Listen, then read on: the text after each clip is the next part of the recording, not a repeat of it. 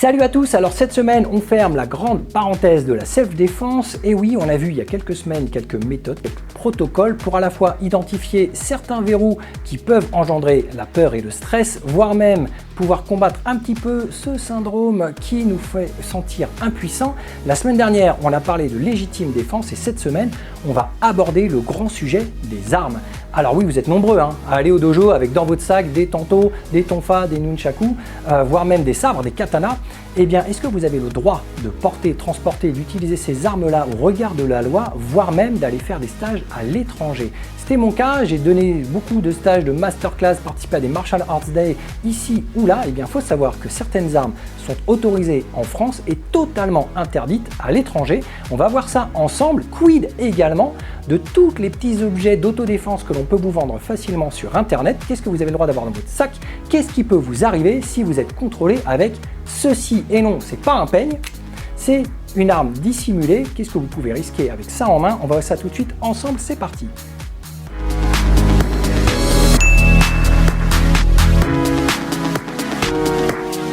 Alors, on va pas se mentir, le milieu de l'autodéfense est un milieu qui se porte extrêmement bien en France. C'est un marché très lucratif. D'ailleurs, en 20 ans, les clubs de Krav Maga, de Pencak Silat, de self-défense ont explosé. Il y en a un petit peu partout. Les gens se sont beaucoup mis à ce type de discipline qui était justement un petit peu l'aspect moderne des arts martiaux. Même si depuis le Covid, il faut avouer qu'il y a un certain recul petit à petit des adhérents dans ces clubs-là au profit de clubs de remise en forme et de bien-être.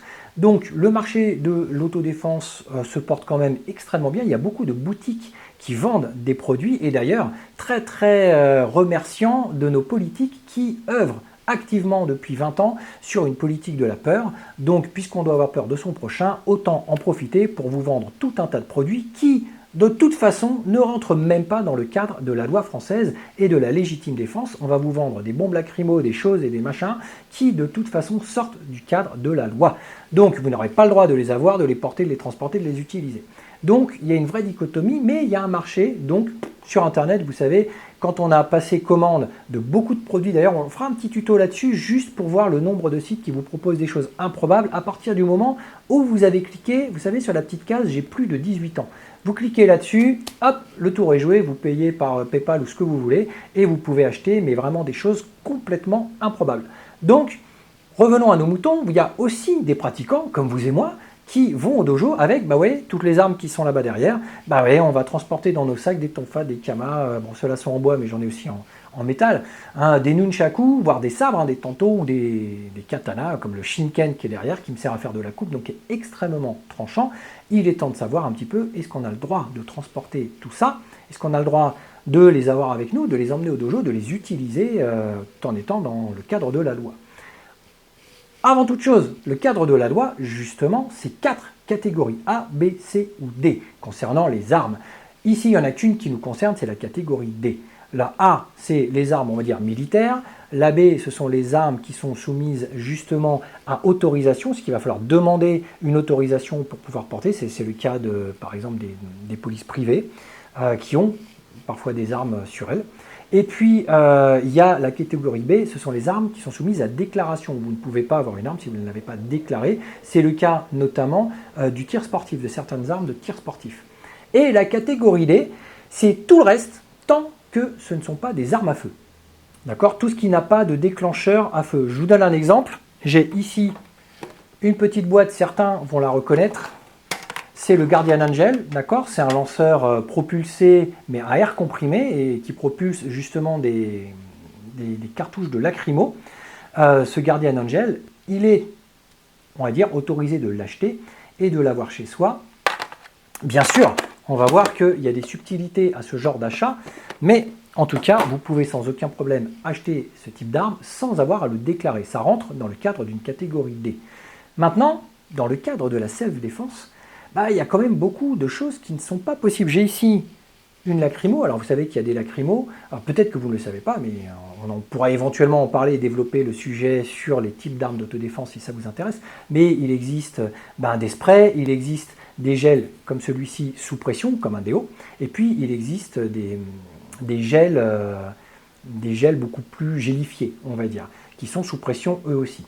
Donc, il existe plusieurs types de lacrymo. Il faut savoir que, par exemple, une bombe comme ça, celle-ci fait 50 millilitres, ben, c'est une arme de catégorie D. Donc, jusqu'à 100 millilitres, on est dans une arme comme ça, c'est-à-dire que vous n'avez pas besoin de la déclarer. Vous pouvez l'acheter librement, au même titre que beaucoup d'autres accessoires d'autodéfense. Le petit problème qu'il y a derrière ce genre de vente, c'est que vous allez même sur Internet acheter votre petite bombe de lacrymo, et puis peut-être un Guardian Angel, des petites choses comme ça. Et au final, vous rendre compte que vous n'avez pas la possibilité de les avoir avec vous, parce qu'une arme de catégorie D, c'est fait pour rester à la maison. Vous ne pouvez pas les avoir dans le sac, c'est interdit au transport. C'est interdit de l'avoir sur soi. C'est interdit de l'utiliser. Dans la rue, vous faites agresser, vous avez ça, c'est une arme de catégorie D. Si votre agresseur porte une arme de catégorie A ou B, voilà, peut-être que la loi, la légitime défense dira que oui, vous n'aviez pas à avoir ça, mais lui non plus. Donc peut-être que à ce moment-là, ce sera peut-être celui qui a la plus grosse qui, vous voyez ce que je veux dire. Mais stricto sensu, dans le cadre de la loi, vous n'avez pas le droit d'avoir ça avec vous. C'est chez vous, dans le cadre éventuellement d'une infraction, et là encore, le cadre de la loi est extrêmement pointilleux sur quel type d'infraction chez vous, quel type de menace, et ainsi de suite, et ainsi de suite. Il y a quand même énormément d'armes que vous allez pouvoir acheter qui ne sont tout simplement pas utilisables. Donc il y a beaucoup de poudres aux yeux qui sont faites pour se rassurer, et derrière, il y a finalement une impossibilité de pouvoir concrètement les utiliser. Vous pouvez vous faire contrôler avec des bombes qui sont peut-être même un petit peu plus petites, et comme je vous le disais dans le tuto de la semaine dernière, il y a cette forme de tolérance. Alors, cette tolérance, ce n'est pas la loi, c'est au bon vouloir de la personne qui va vous contrôler. Si vous êtes une jeune fille qui prenait des transports en commun dans des zones sensibles très tard le soir et que vous avez ça dans le sac, peut-être, c'est déjà arrivé, on me l'a déjà rapporté, qu'on va vous laisser repartir avec. Peut-être qu'on va vous dire ok. Parce que le danger est finalement, dans l'inconscient, plus important. Mais, légalement parlant, c'est interdit. Ensuite, vous avez des armes qui, en fait, sont dissimulées.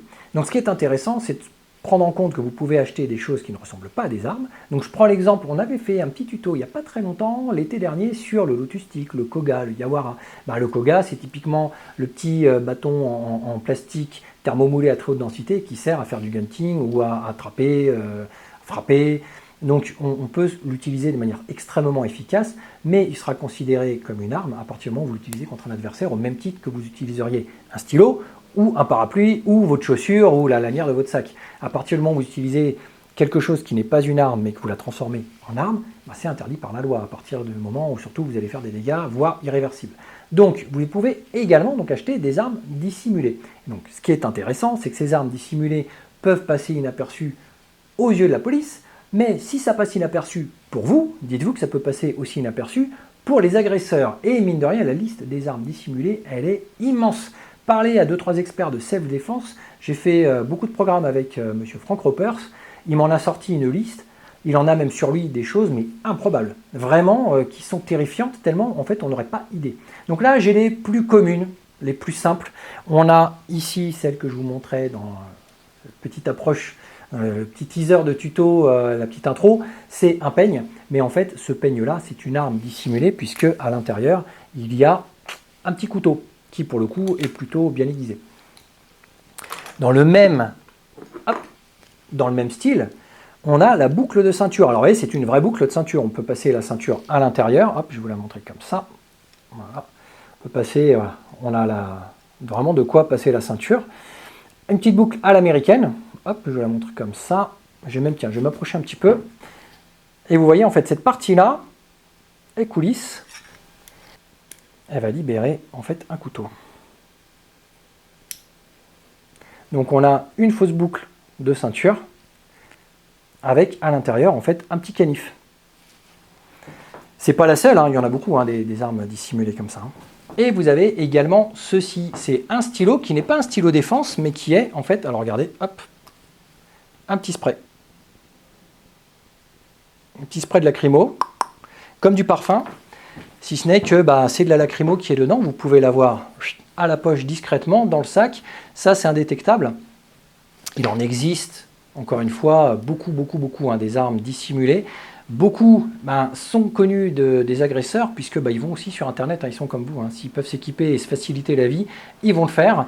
Vous pouvez en avoir avec vous. Le souci, c'est qu'il ne faut pas, pour le coup, se faire prendre avec parce que ça peut être extrêmement litigieux et tendancieux d'avoir des armes masquées chez vous, voire même, j'ai vu des personnes qui sont il y a des conducteurs, des personnes qui travaillent dans le service public qui ont ça à proximité. C'est rassurant pour vous. Maintenant, si vous faites contrôler avec une arme dissimulée, c'est 500 € d'amende.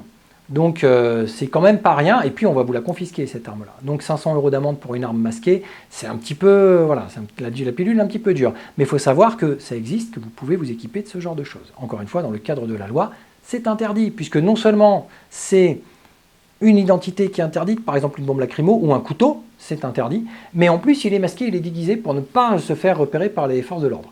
Donc d'où les 500 € d'amende.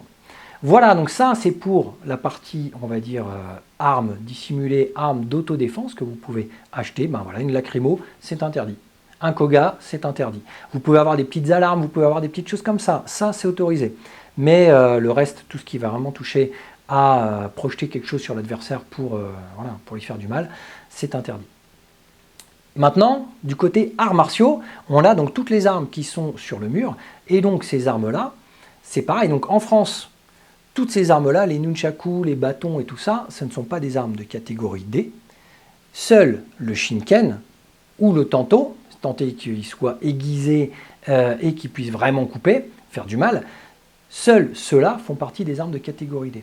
Un nunchaku, des tonfa, des choses comme ça, tant que vous les avez dans votre sac, vous dites aux gens, voilà, il n'y a aucun problème, je vais au dojo avec, j'ai le droit de le traîner à Paris avec. Tant que je ne m'en sers pas pour taper quelqu'un, ce qui est interdit par la loi, mais avec un parapluie c'est pareil, je ne m'en sers pas pour taper quelqu'un, c'est interdit. Tant que je ne m'en sers pas pour taper, on ne me confisquera pas, on ne me posera pas de questions, voilà, j'ai le droit d'avoir ça dans mon sac. Maintenant, donc les armes de catégorie D, c'est le tanto qui coupe ou le katana, le shinken. Donc le shinken, c'est déjà un petit peu plus compliqué, parce que si vous êtes, hop, le shinken derrière le dos et que vous vous baladez à Paris avec, là pour le coup on peut vous demander des comptes, parce que c'est une arme blanche, une arme tranchante, et vous n'avez pas à avoir ça sur vous. On pourrait quelque part vous la confisquer. Donc ce n'est autorisé que dans le cadre d'une activité qui est liée à cette arme-là, et dont vous pouvez prouver justement que vous y allez là tout de suite maintenant pour en faire. Si vous avez par exemple un flyer de votre dojo avec, ou une licence avec les heures en vous disant voilà, je l'ai dans la voiture, c'est mon sabre, et je vais actuellement à mon club de Iaido ou à mon cours de karaté avec mon tanto et ce genre de choses, tant que ça se justifie, vous aurez le droit de les transporter et de les utiliser dans le cadre de votre discipline martiale. Maintenant, si jamais vous avez un accident avec, il faut prouver que c'est une arme qui rentre dans le cadre de la pratique de votre discipline martiale. Si vous faites du judo et que vous vous retrouvez avec un shinken planté dans un mec, il va falloir prouver que c'était de l'utilisation d'une arme bushi dans le cadre d'un cours qui n'est peut-être pas censé avoir ce type d'arme-là. Donc, il va falloir, on va dire, être très rigoureux sur qu'est-ce que j'utilise dans le cadre de mon stage et pourquoi. Et si peut-être qu'il faudra déclarer ou voir avec une assurance pour couvrir tout le monde dans le cadre d'une utilisation spécifique. Je pense notamment à un stage de bateau d'eau où on va couper. Si on coupe une natte et que quelqu'un se retrouve avec le sabre planté dans le genou, parce qu'il a fait une bêtise, il faut pouvoir le justifier, d'accord, aux yeux d'une assurance, aux yeux d'une mutuelle. Sinon, c'est sur vous que ça peut retomber. Donc, ces armes-là, on l'a vu, elles sont autorisées en France, mais pas partout dans le monde. Je prends l'exemple des nunchakus. Moi, je vais souvent faire des Martial Arts Day en Allemagne. J'ai été faire, vous avez vu, des petits tutos à New York avec quelques boutiques, quelque chose comme ça. J'ai pas le droit déjà d'en trouver, d'en acheter, d'en transporter. Dans New York, c'est strictement interdit. Et en Allemagne, c'est strictement interdit. Vous ne pouvez même pas en avoir à la maison, des nunchakus. Et quand on parle avec des Allemands, on peut faire un stage, on peut faire ça, du kobudo, ils te disent non, surtout pas, viens pas en voiture avec ton nunchaku, si tu te fais arrêter, tu finis au poste. Et il va falloir qu'on justifie, et ils vont te prendre ton nunchaku. Alors, si on est un étranger, qu'on se fait arrêter par la police allemande, on peut leur dire on ne savait pas. Mais pour un Allemand, c'est très compliqué, comme à l'époque d'Okinawa, quand les armes étaient au début interdites et qu'ils mettaient des guitares dans les foyers. et qui représentait en fait la personne qui avait peut-être chez elle ou qui était instruite de l'art du sabre. Donc en Allemagne ou aux États-Unis ou dans certains autres pays d'Europe, certaines armes sont strictement interdites. Donc lorsque vous faites des stages à droite ou à gauche, si vous devez transporter une arme dans le cadre de votre pratique, renseignez-vous bien si cette arme-là est autorisée ou pas. Sinon sur place, Martial Arts Day, c'est 1000 personnes, il y a énormément de forces de l'ordre et de sécurité. Si vous arrivez avec votre nunchaku et que vous le sortez devant tout le monde, je vous garantis que ça ne va pas passer. Parce que les Allemands, mine de rien, ils sont très carrés sur ce que vous pouvez faire, ce que vous ne pouvez pas faire. D'accord ? C'est quand même très bien organisé. Donc, vous risquez d'avoir de gros soucis et de vous faire mettre à la marge. Donc, surtout si c'est vous qui allez donner le stage. Donc, faites très attention à ces catégories. On a vu donc toutes ces armes-là sont dans la catégorie D. Celle-ci aussi. Grosso modo, partez du principe que les armes de self-défense sont interdites, que celles que vous avez le droit d'avoir ne peuvent pas se transformer en armes par destination parce que c'est interdit, que celles que vous transportez au dojo sont autorisées sauf les armes blanches, donc les couteaux qui coupent ou les katanas qui coupent, et à partir de là, à partir du moment où c'est dans le cadre de votre pratique, vous pouvez justifier que c'est dans le cadre d'un cours, ce sera toléré et ce sera accepté.